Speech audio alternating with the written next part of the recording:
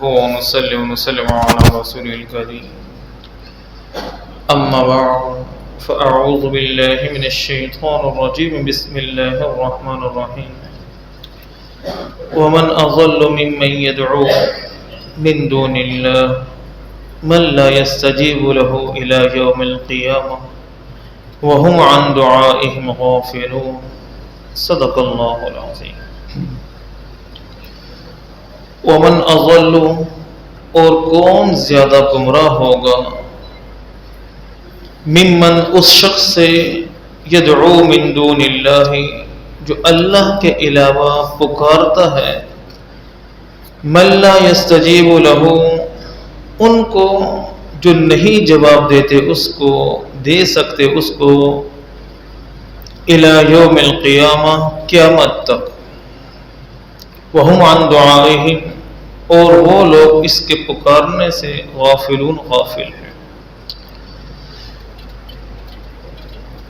سورۃ الاحقاف آیت نمبر 5 ہے۔ گزشتہ آیات میں اللہ تبارک و تعالی نے سوالیہ طور پر اپنی توحید کو سمجھایا کہ دیکھو تم اللہ کو کے ساتھ یا اللہ کو چھوڑ کر جن کو پکارتے ہو جن کی عبادت کرتے ہو یہ بتاؤ انہوں نے آسمان میں کوئی چیز بنائی آسمان میں اللہ کے ساتھ شریک رہے زمین میں کوئی چیز بنائی تو دکھاؤ مجھے یا کوئی تمہارے پاس کتاب ہے کوئی نبی کا ولی کا کوئی مضبوط قول ہے کوئی چیز ہے تو وہ مجھے دکھاؤ کہ اللہ تبارک و تعالیٰ نے اپنے اختیارات ان کو دے رکھے ہیں۔ تو اس کی اللہ پاک نے تردید فرمائی کہ اس ساری کائنات کو بنانے میں نہ ہی اللہ نے کسی سے مدد لی ہے نہ ہی اللہ نے کسی سے مشورہ لیا ہے اور نہ ہی اللہ کے ساتھ کوئی شریک ہے اور یہی معاملہ نظام کو چلانے میں بھی ہے۔ اس ساری کائنات کا نظام چلانے میں اللہ کسی سے مشورہ نہیں لیتا، جو چاہتا ہے کرتا ہے۔ اللہ کسی سے مدد نہیں لیتا کیونکہ مدد تو وہ لیتا ہے نا دوسرے سے جو عاجز ہو، جو کہیں آ کر پھنس جائے کہیں آ کر عاجز ہو جائے کہ یہ کام مجھ سے نہیں ہو سکتا وہ دوسرے سے مدد لیتا ہے۔ ان اللہ علی کل شیء قدیر، اللہ کے ذات ہر چیز پر قادر ہے۔ اب یہاں اس آیت میں اللہ یہ بتا رہا ہے کہ سب سے بڑا گمراہ ومن اضل ممن اس شخص سے زیادہ گمراہ کون ہو سکتا ہے یدعو من دون اللہ جو اللہ کے علاوہ اس کو پکار رہا ہے من لا یستجیب لہ الی یوم القیامہ جو قیامت تک اس کو جواب نہیں دے سکتا وہم عن دعائہم غافلون اور وہ اس کے پکارنے سے غافل بھی ہے، اس کو پتہ بھی نہیں ہے کہ مجھے پکار رہا ہے۔ دیکھیں اللہ کے علاوہ نا جن کو پکارا جاتا ہے وہ دو قسم کی چیزیں ہیں، کچھ تو بے جان ہوتی ہیں، اکثریت بے جانوں کی ہے، بت بنا کر رکھے ہیں لکڑی کے لوہے کے تانبے پیتل سونے چاندی کے بت بنائے ہوئے ہیں، یہ تو بالکل بے جان چیز ہے۔ یہ ستاروں کو پکارتے ہیں کوئی کسی کو، یہ تو بالکل بے جان چیزیں ہیں، یہ نہ سن سکتی ہیں نہیں جواب دے سکتی، بالکل واضح سی بات ہے۔ اور اس کے علاوہ جو پکارا جاتا ہے وہ انبیاء کو، اولیاء اللہ کو، فرشتوں کو، جنات کو۔ اب یہ ایسی شخصیات ہیں ایسی ہستی ہیں سنتی تو ہیں اب ولی کی قبر پر جائیں گے ولی سے کوئی بات کریں گے بہرحال سنتا تو وہ ہے، جیسے حدیث میں آتا ہے نا قبرستان جاؤ تو سلام کرو، کیا قبرستان جانے کا طریقہ ہے السلام علیکم یا اہل القبور، مردہ سنتا ہے، سنتے تو ہیں۔ نبی کریم صلی اللہ علیہ وسلم کے روزہ مبارک پر آپ تشریف لے جائیں، اللہ ہم سب کو حاضری کی سعادت نصیب فرمائے۔ وہاں جا کر سلام کرنے کا طریقہ یہی ہے، کیا السلام علیکہ ایھا النبی الصلاۃ والسلام علیکہ یا رسول اللہ، وہاں سلام پیش کرنے کا طریقہ ہی یہ ہے کہ وہ سنتے ہیں، خود سنتے ہیں۔ تو بہرحال یہ جتنے لوگ ہیں انبیاء ہیں اولیاء اللہ ہیں فرشتے ہیں جنات ہیں یہ سنتے تو ہیں، لیکن ان کا جواب کبھی کسی نے سنا ہے؟ وہ جواب کسی نے سنا ہے؟ اللہ کہتے من لا یستجیب لہ الی یوم القیامہ، جواب یہ بھی قیامت تک نہیں دیں گے، بے شک سنتے ہیں ایک جگہ اللہ نے قرآن میں فرمایا کہ والذین تدعون من دونہ، سورۃ فاطر، والذین تدعون من دونہ ما یملکون من قطمیر، جن کو اللہ کو چھوڑ کر جن کو تم پکار رہے ہو وہ قطمیر، اللہ کی شان اللہ پاک کیسی مثالیں دیتا ہے۔ قطمیر کھجور کھائی ہے نا سب نے، اس میں گٹھلی ہوتی ہے، گٹھلی کے اوپر ایک چھلکا چڑھا ہوتا ہے، گٹھلی کے اوپر کیا ہوتا ہے، غور کرنا کبھی، گٹھلی کے اوپر ایک چھلکا ہوتا ہے، اس چھلکے کو قطمیر کہتے ہیں۔ اس چھلکے کو کیا کہتے ہیں؟ یہ چھلکا ایسی چیز ہے بالکل بیکار، نہ کھایا جاتا ہے اور نہ ہی اس کو زمین میں ڈال کر اس سے کچھ اگایا جا سکتا ہے۔ کھجور کھائی جاتی ہے، گٹھلی فائدہ مند ہوتی ہے، اس کو ڈالو تو پھر کیا ہو جاتا ہے، کھجور میں پورا درخت اگاتا ہے۔ وہ قطمیر، وہ چھلکا، اس کو کیا فائدہ ہے؟ اس کو کوئی فائدہ نہیں۔ اللہ کہہ رہا ہے کہ ما یملکون من قطمیر، جن کو تم پکارتے ہو نا، جن کو تم حاجت روا مشکل کشا سمجھے بیٹھے ہو، جن کے سامنے تم دامن پھیلاتے ہو، تو اس چھلکے کے بھی مالک نہیں ہے۔ ان تدعوہم لا یسمعوا دعاءکم، کہ اگر تم ان کو پکارو تو تمہارے پکار سنیں گے بھی نہیں۔ ولو سمعوا، یہ پہلے والے ہو گئے، یہ بت، لکڑی، لوہے، یہ کہ تم پکارو گے سنیں گے بھی نہیں۔ ولو سمعوا، اور اگر ان کو پکارو گے جو سن رہے ہیں، ولو سمعوا ما استجابوا لکم، وہ تمہیں جواب نہیں دے سکتے۔ وہ بات سمجھ میں آ رہی کہ نہیں آ رہی؟ اللہ کہتا ہے جواب نہیں دے سکتے، سنیں گے نہیں، اگر سن لیا جو سننے والے ہیں وہ تمہیں جواب نہیں دے سکیں گے۔ اور ایک اور جگہ اللہ کیا کہہ رہا ہے، یہ معمولی بات نہیں ہے، یہ معمولی بات نہیں کہ اللہ کو چھوڑ کر کسی اور کو پکارنا، اللہ کو چھوڑ کر کسی اور کے سامنے دامن پھیلانا، وہ بھی سارے اللہ کے سامنے، جس کو بھی پکارتے ہو۔ اللہ کہتے ہیں کہ جن کو تم پکار رہے ہو وہ بھی تو تمہاری طرح میرے بندے ہیں۔ سورۃ اعراف میں اللہ نے اس مضمون کو بہت وضاحت سے، بہت بہترین انداز میں بیان فرمایا ہے کہ جس کو پکار رہے ہو وہ بھی تو کیا ہے، وہ بھی تو اللہ کے بندے ہیں۔ سب سے زیادہ عظمتیں جو اللہ نے دی ہے نا، وہ ہمارے نبی کو دی، باقی کسی کو اتنا نہیں ملا جتنا اللہ نے ہمارے نبی کو دیا۔ ہمارے نبی کی زندگی پڑھ لو نا بھائی، ہمارے نبی کی بھی سیرت یہی بتاتی ہے کہ جب بھی کوئی معاملہ ہوتا تو اللہ کے نبی کس کے آگے ہاتھ اٹھاتے تھے؟ بولتے نہیں ہیں، کس کے آگے؟ اللہ کس کے سامنے دامن پھیلاتے تھے؟ صرف اللہ کے سامنے۔ اللہ کے سامنے کوئی ایسا نہیں ہے، اور کوئی ایسا نہیں جو کوئی کچھ کسی کو دے سکے۔ اب جب بات یہ آتی ہے نا بھی اللہ کے علاوہ کسی اور سے نہ مانگو، یہ کہتے ہیں یا رسول اللہ مدد، یا علی مدد، فلانا مدد، فلانا مدد۔ تو ہمارے ایک بابا جی ہیں، اللہ ان کے بھلا کرے، وہ کہتے ہیں بھی اگر یہ ناجائز ہے کسی سے مدد مانگنا تو پھر ڈاکٹر سے بھی مدد نہ مانگو۔ وہ مثال بڑی عجیب دیتے ہیں، مددگار پولیس، پولیس سے بھی مدد نہ مانگو۔ اب کسی کو کہتے بھائی مجھے پانی کا گلاس پکڑاؤ، یہ بھی شرک ہو گیا۔ کسی سے کہا مجھے قلم دے دو، یہ بھی کیا ہو گیا؟ مانگ رہے ہو نا، اس سے مانگ رہے ہو نا، یہ کہتے ہیں، یہ مثالیں دیتے ہیں۔ اب ہم بھی کہتے ہیں سبحان اللہ، کیا کہتے ہیں بھائی کسی سے قلم مانگنا یہ شرک ہے۔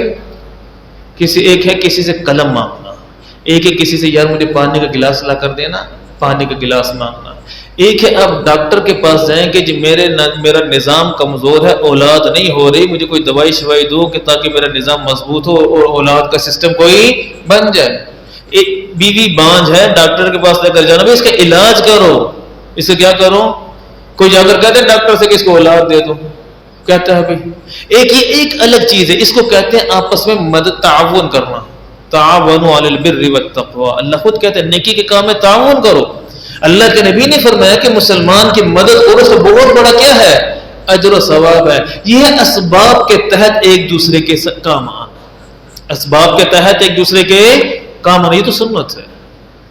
صحابی کے دل میں درد ہو، اللہ کے نبی نے ہاتھ رکھا، کہا کہ یہ اس کو دل کا دورہ پڑا، دل کا مسئلہ ہے، اس کو فلاں طبیب کے پاس لے کر جاؤ، اس طبیب کو چاہیے کہ اجوا کھجور گٹھلی سمیت پیس کر اس کا علاج کرے، گٹھلی سمیت پیس کر کیا کرے اس کا۔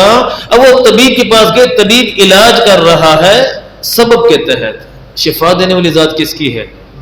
اب کوئی کہے بابا جی بس تسی قبر میں لیٹے لیٹے کیا کر دو، شفا دے دو، تو ایسے بغیر سبب کے شفا دینے والی ذات کس کی ہے میرے عزیزو؟ کس کی ہے؟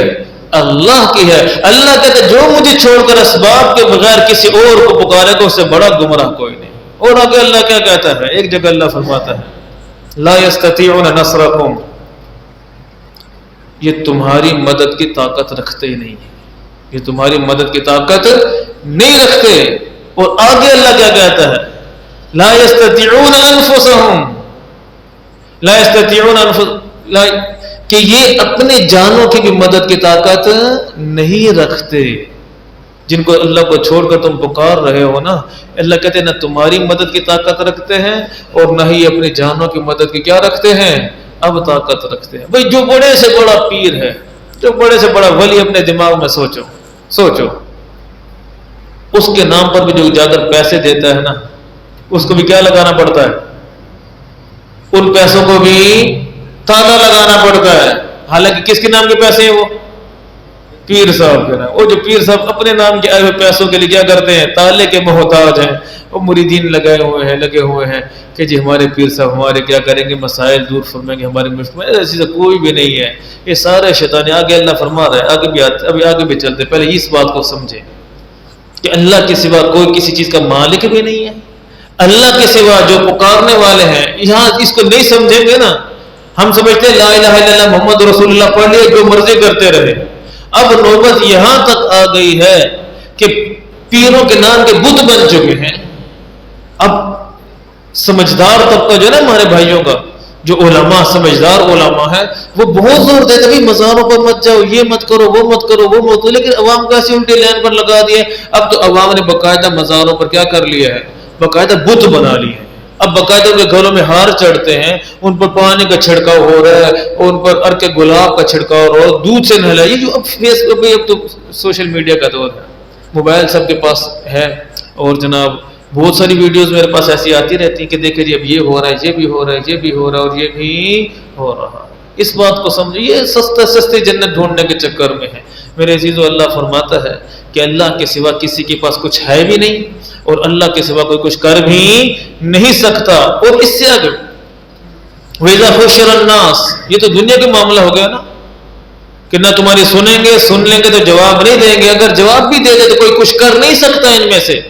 فرمایا وَإِذَا حُشِرَ النَّاسُ، جب لوگوں کو قیامت میں جمع کیا جائے گا، قیامت میں جمع کیا جائے گا، كَانُوا لَهُمْ أَعْدَاءً، تو یہ اپنے پکارنے والوں کے دشمن ہوں گے. یہ اپنے پکارنے والوں کے دشمن ہوں گے. آپ کیا سمجھتے ہیں؟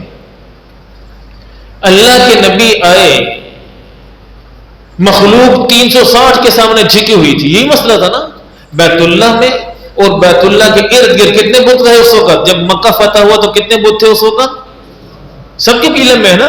360 کے سامنے انسانیت جھکی ہوئی تھی. 23 سالہ محنت اللہ کے نبی نے فرمائی. ہر دکھ، ہر تکلیف، ہر پریشانی اللہ کے نبی نے برداشت کی. اپنے دور کی انسانیت کو ان 360 کے سامنے سے اٹھا کر کیا کیا؟ صرف ایک اللہ کے سامنے جھکایا.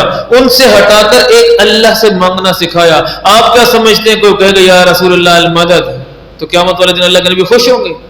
تو تجھے میری زندگی نظر نہیں آئی؟ وہ طائف کے میدان، وہ 3 میل کے فاصلے پر مجھے پتھر مارے گئے، تو کیوں مارے گئے؟ کیا وجہ تھی ان پتھروں کی؟ اللہ کے نبی کے اخلاق برے تھے، کردار ایسا تھا. اخلاق سب سے اعلیٰ مانتے تھے، کردار سب سے اعلیٰ مانتے تھے. کیا وجہ تھی؟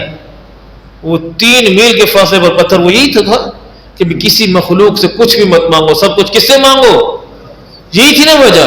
اب جو کہتے ہیں اب وہ اللہ کے نبی ان سے خوش ہوں گے؟ خوش ہوں گے ان سے. جو اوروں کو پکارتے وہ ان سے خوش ہوں گے. اللہ نے 2 قسم کے، ایک تو فرشتوں کی بات بیان کی. فرشتوں کی بھی عبادت کرتے ہیں نا لوگ. اللہ کے قرآن میں آتا ہے اللہ سبحانہ اهؤلاء اياكم كانوا يعبدون، ہاں بھی تم بتاؤ یہ تمہاری عبادت کرتے تھے، یہ تمہاری عبادت کرتے تھے؟ فرشتے کہیں گے نہیں یا اللہ، نہیں یہ ہماری عبادت نہیں کرتے تھے، ہم تو خود تیری عبادت کرتے تھے. یہ جنوں کی، شیطانوں کی عبادت کرتے تھے. یہ کس کی عبادت کرتے تھے؟ یہ ہماری نہیں، شیطانوں کی عبادت کرتے تھے. اور اللہ نے اپنے ایک نبی کا تذکرہ کیا. نبی بھی ایسے جن کی 2 حیثیتیں ہیں، جن کی 2 حیثیت. جو انبیاء میں آئے تو بہت اونچا مقام پایا. دوسری حیثیت میں تو سب سے اعلیٰ درجے کے ولی بنے. حضرت عیسیٰ علیہ السلام ابھی تک جو ان کی حیثیت تھی پہلے بنی اسرائیل میں، وہ نبی کی حیثیت سے تھے. اور وہ بھی ایک بہت عظیم حیثیت تھی کہ اللہ تبارک و تعالیٰ نے اپنی کامل قدرت سے بغیر والد کے پیدا کیا، معجزات ایسے عظیم عطا فرمائے، وہ نبی کی حیثیت سے تھے۔ اب دوبارہ وہ آئیں گے نبی کی حیثیت سے نہیں آئیں گے، اب وہ دوبارہ آئیں گے کس کی حیثیت سے آئیں گے؟ امتی کی حیثیت سے۔ اب یہ جب دوبارہ ان کا نزول ہوگا وہ ولی ہوں گے، نبوت ختم، نبوت کیا ہو چکی ان کی، معاملہ ختم ہو چکا، وہ کس کی حیثیت سے ہوں گے؟ ولی کی حیثیت سے، اللہ کے نبی کی امتی کی حیثیت سے آئیں گے۔ اللہ نے ان سے پوچھا انت قلت للناس، ہاں ایسا یہ 7ویں سپارے میں اللہ نے ذکر کیا ہے، قیامت والے دن اللہ پوچھے گا، دیکھو کتنی بڑی صحیحوں کی تعداد ہے، یہ پکارتے ہیں، بت بنائے ہیں اور یہ کیا، پکار عبادت کر رہی ہے ان کی۔ انت قلت للناس اتخذونی وامی الہین من دون اللہ، ہاں وہ عیسیٰ تو نے کہا تھا، تو نے کہا تھا کہ اللہ کو چھوڑ دو، مجھے میری ماں کو پکارو، اللہ کو چھوڑو مجھے اور میری ماں کی عبادت کرو، تو نے کہا تھا۔ اللہ اکبر، یہ کس سے سوال ہو رہا ہے؟ وہ ان سے جو اللہ کے نبی ہیں۔ وہ کہیں گے نہیں اللہ، ما یکون لی ان اقول ما لیس لی بحق، یا اللہ یہ تو میں کہہ بھی نہیں سکتا ہوں، یہ میں کیسے کہہ سکتا ہوں، میں تو یہ بالکل بات کر بھی نہیں سکتا، میں تو اسی کام کے لیے گیا تھا جو کام تو نے میرے ذمہ لگایا تھا، سب کو یہی دعوت دی تھی کہ کس کی عبادت صرف کس کی کرو، پکارو صرف کس کو؟ اللہ کو۔ تو یہ نہیں ہے کہ یہاں بس پکارا مزے ہوں گے، مزے نہیں ہوں گے جب اللہ کو چھوڑ کر جس کو بھی کوئی پکارے گا۔ اللہ کہتا ہے کانوا لہم اعداء، وہ دشمن ہوں گے، وَكَانُوا بِعِبَادَتِهِمْ كَافِرِينَ، یا چڑھاؤ چڑھاوے، یا مانگو منتیں مانو، نظریں چڑھاؤ، سب کچھ کرو، وَكَانُوا بِعِبَادَتِهِمْ كَافِرِينَ، وہ سب کا انکار کریں گے، یا اللہ نہ ہم نے کہا تھا، نہ ہمارا ان کے ساتھ کوئی تعلق ہے، نہ ہمارا ان کے ساتھ کوئی تعلق ہے۔ اللہ کہتا ہے وَإِذَا تُتْلَىٰ عَلَيْهِمْ آيَاتُنَا بَيِّنَاتٍ، جب ان کے سامنے ہماری واضح آیات پڑھی جاتی ہے، قرآن اثر کرتا ہے دوستو، ضد نہ ہو نا دل میں، ہٹ دھرمی نہ ہو، قرآن پڑھو تو قرآن کا بہرحال اثر ہوتا ہے، قرآن کا بہرحال اثر ہوتا ہے۔ جب مشرکین مکہ کے سامنے پڑھا جاتا تھا نا، اب اثر انداز تو ہوتا ہے قرآن، اللہ کا کلام، اس کا اثر نہ ہو دل میں کیسے نہیں ہوتا، ہوتا ہے اثر۔ قال الذين كفروا للحق لما جاءهم، تو کافر جب حق ان کے پاس آتا تو کیا کہتے تھے؟ هذا سحر مبين، یہ تو کھلا جادو ہے، یہ تو کیا ہے، یہ ہمیں متاثر کر رہا ہے، ہمیں ہمارے معبودوں سے ہٹانا چاہتا ہے، یہ تو بالکل کھلا جادو ہے۔ لیکن کھلا جادو نہیں ہے، قرآن اللہ کا کلام ہے، یہ حق کلام ہے۔ تو بہرحال آج کے درس کا خلاصہ، اللہ نے فرمایا کہ سب سے بڑا گمراہ کون؟